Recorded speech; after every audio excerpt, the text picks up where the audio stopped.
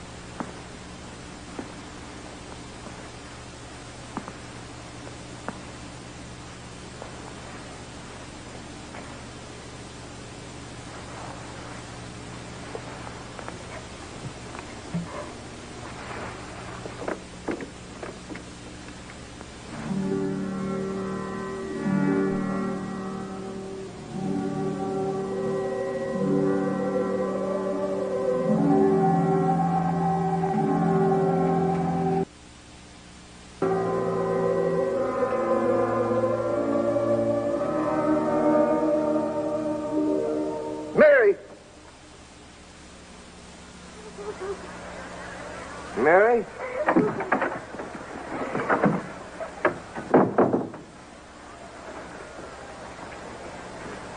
What is it? What's wrong? It's nothing. Bad dream, that's all.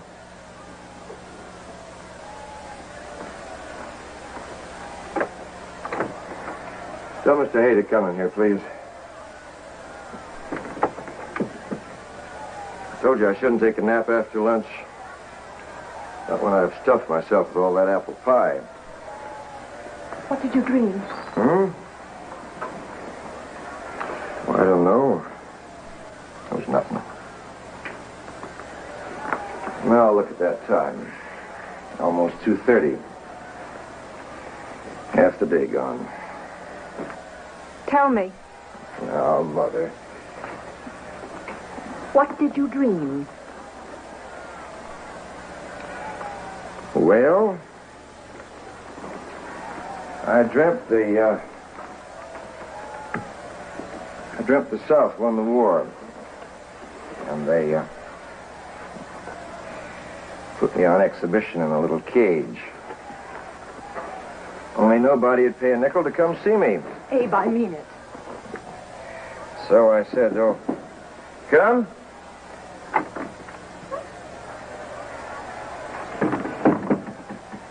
Good afternoon, Mr. President. Not much left of the afternoon, good or bad. You should awaken me. Well, sir, you seem so tired. How many hot and hungry politicians have we today? Speaker Kofo is waiting, and Congressman Cole of California.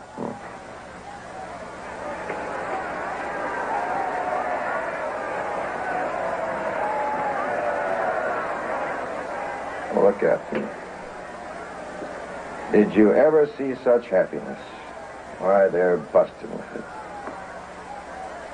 Mary, today, for the first time in 4 years, the war is spoken of in the past tense.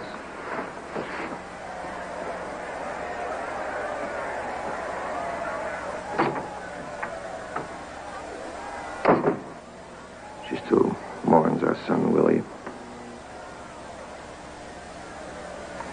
Since when do I have to explain to you? Send him in. Yes, sir. Oh, Mr. Hay, I want you to send a message to the Vice President. I want him to drop in today. Today? Anything wrong with that? Why, you have so much to do, sir. Wouldn't tomorrow be... No. It must be today. Yes, sir. Oh, and, hey, don't forget that Mrs. Lincoln and I are going to the theater tonight.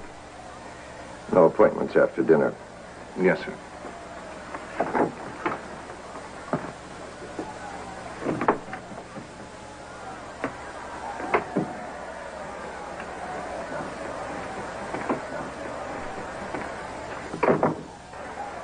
Oh, Mary, please be happy. It's such a wonderful day. Please don't spoil it.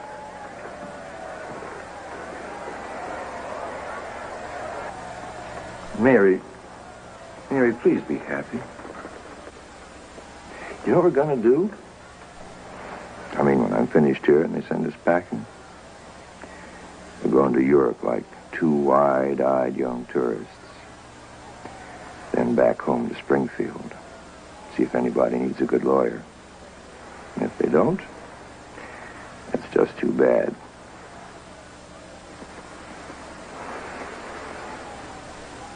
Well, what's so awful about a few acres along the Sangamon? Spending our days on our front porch, rocking back and forth, swatting mosquitoes.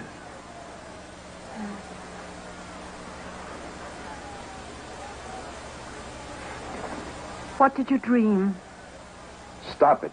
Mary, will you stop it? Will you stop hounding me? Even today you can't...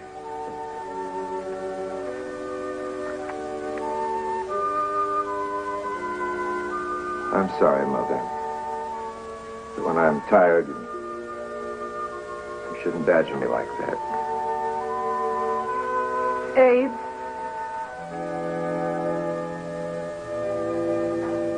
I want to know. Because you're a busybody wife. Twist me right around your little finger. You let me keep my dreams to myself. Because I'm so afraid. Of what? All day today I've had the strangest feeling. I can't explain it. Now, Mother. I had the same feeling once before. The day our Willie died. Oh, Mary. I did.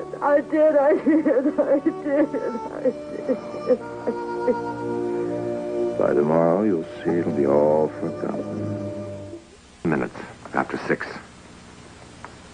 It is 4 hours and 10 minutes before the murder.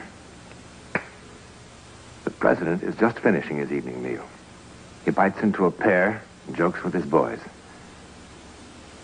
The sun has reached the horizon and night comes swiftly. And with it, an inexplicable knowledge of what is to be moves everywhere. In North Carolina, in a Union Army camp, a barber suddenly stops shaving a soldier. His hand trembles, and he murmurs, "Something bad is happening to Mr. Lincoln." In southern Illinois, an old lady who helped to raise Lincoln bursts into tears without knowing why. In the living quarters and editorial office of the Elgin Eagle in eastern Pennsylvania, something absolutely unexplainable is happening. He's not there. Where is he? He's in the print shop. What's he doing there? From the sounds of things, he's working. Doesn't he know that a stroke is nothing to be treated lightly? I told him that, but he locked the door. Maybe he's had another attack.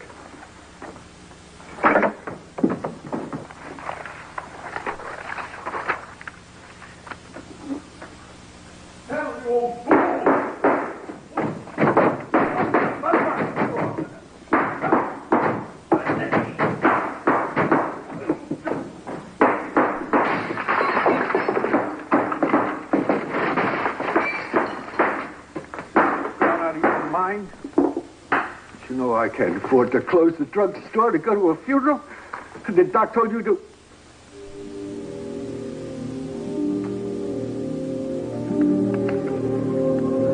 Who told you that?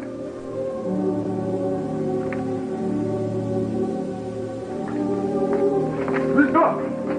Come in here and hurry! The way people are. What do you want, a howling mob in here that burned down the place for spreading these lies? What's the matter? Is he sick? Shall I run for the doctor? Where could he have heard that? Nowhere. He's been in the kitchen or his bedroom all afternoon. Nobody came to talk to him. Not a soul. But there's nothing wrong with Mr. Lincoln. Why would he print a thing like this?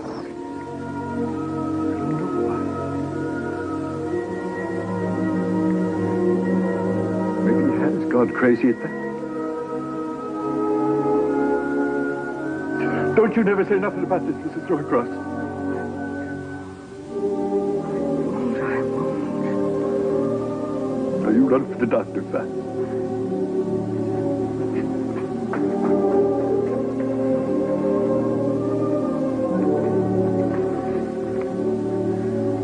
Got into you, Samuel.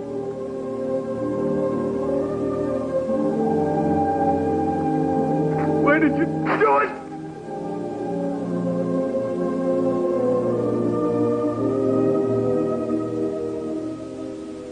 It is now 7:20. The assassination is less than 3 hours away. Abe Lincoln is just leaving the White House for Ford's Theater. A guard very close to him calls, "Good night, Mr. President." After pausing a moment, Lincoln replies, "Goodbye."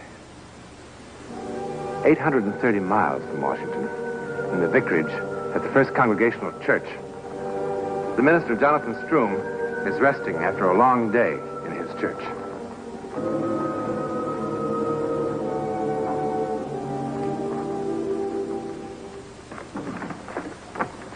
Do they feel any better?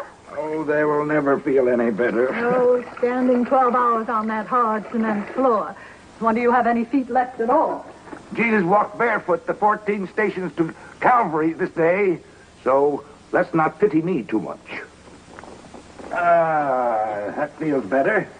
Well, I'm thankful Good Friday only comes once a year. Now, read me the sergeant's letter all over again. From the very beginning? From the very first word.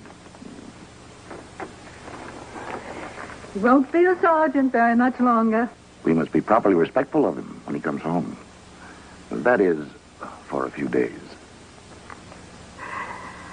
Dear folks, it sure is beginning to look like peace, and everybody's pretty darn excited. His spelling has to be seen to be believed. The word now is... Why is that bell ringing? What in the world? Noah must be out of his mind. That's the passing bell for the dead. He must be drunk again. Now, Ellen. I don't care how long he's been sexton of this church. You just can't let him do these things.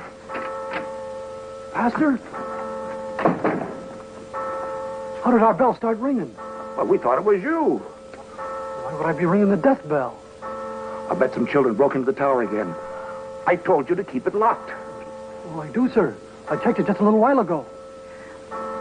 Stop them, John. It sounds so awful. There's that Peterson boy again. He's always in the mischief. He's a rascal. The leader of all those boys. How do you suppose those kids got in there? It's me.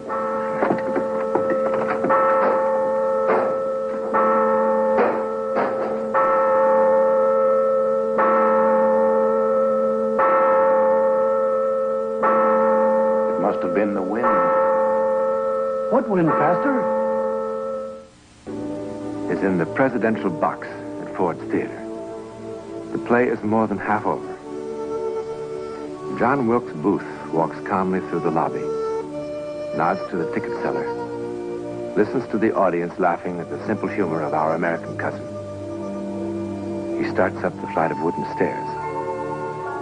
Lincoln, at ease, amused by the play, reaches for his wife's hand. Booth's hand closes around the stock of a brass pistol. 12 minutes past 10. Directly across from the theater, in a two-story wooden house at 453 10th Street, a soldier angrily exits his rented room. Hey, landlord. Landlord! Yes? What kind of place are you running here, anyway? When I rented that room, I told you I wanted peace and quiet. Seems to me it was peaceful and quiet until now. Well, how about all this weeping and wailing? Wailing? That sounds like the end of the world or something. I got enough troubles of my own without being kept awake by somebody else's. What are you talking about? Are you deaf? Can't you hear it? Sounds worse than a field hospital. Well, I guess you heard the people passing in the street. It's a great night in Washington. Oh, it didn't sound... It sounded like crying. I don't hear nothing now. Maybe you'd fallen asleep. Maybe it was a dream. I wasn't asleep. It sounded funny.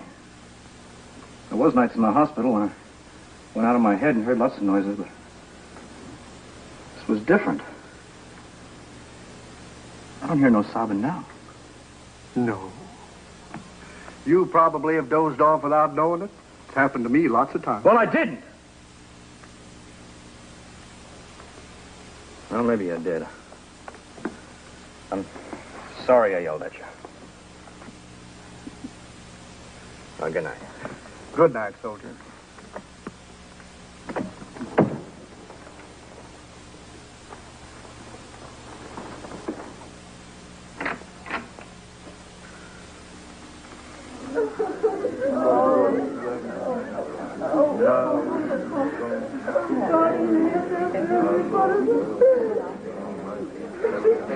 What is this?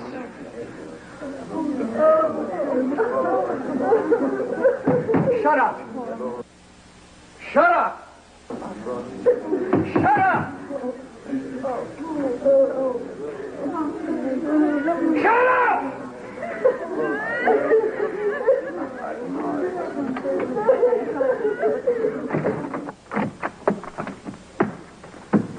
What's the matter now? Oh, that room ain't for me.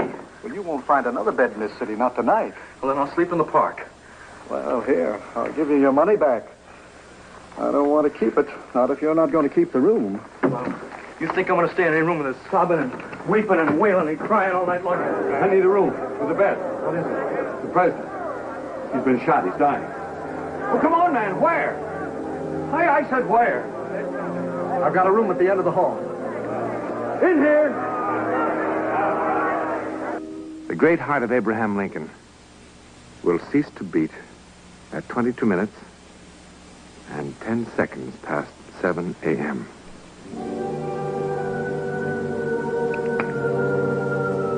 And so the strangest and saddest hours in American history come to an end. And of these hours, what is truth and what is legend? Who can know? Certainly it was a time filled with portent, with dreams of warning, precognition, premonition, all unheeded, as though a power beyond man's knowing decreed that nothing would deflect that bullet from its course. Abraham Lincoln's favorite lines were from Shakespeare. After life's fitful fever, he sleeps well. Treason has done its worst.